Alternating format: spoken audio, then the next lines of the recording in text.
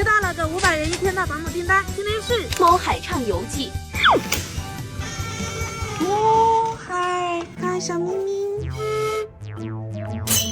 哦，来接我啦！来嘛，孩子们，闻一下。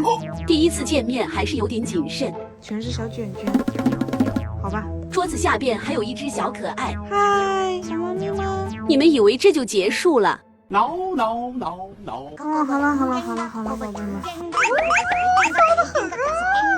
这就是天堂吗？是你在叫吗？是另外一个房间看看啊。哦 ，Hello， 我是来帮你们铲屎的喽。你秃顶呢？你是个小秃顶。好骚！哎呦喂，上面还有个猫猫。谁嗓门这么大？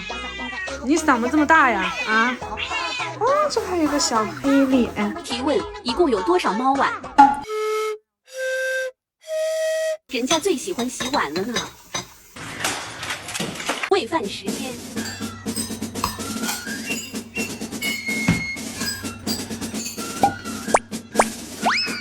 来！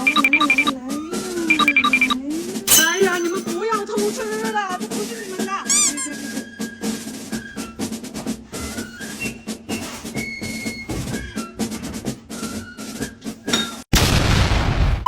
哎，累死了！哎呦，快来陪我！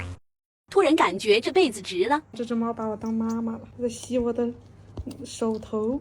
那我再宠幸你们一只，谁想出来玩呀？想出来玩吗？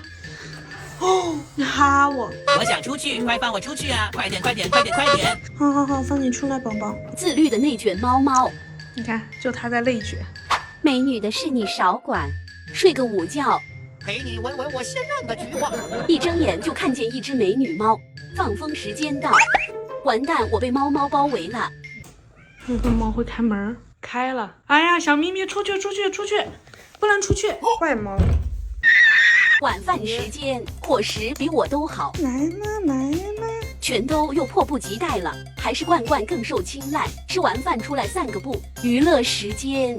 我身上长了一堆毛，你们太重了，宝贝。睡前在最后铲个屎，猫猫们该回房间啦。晚安，宝贝们。晚安，姨姨们，明天继续。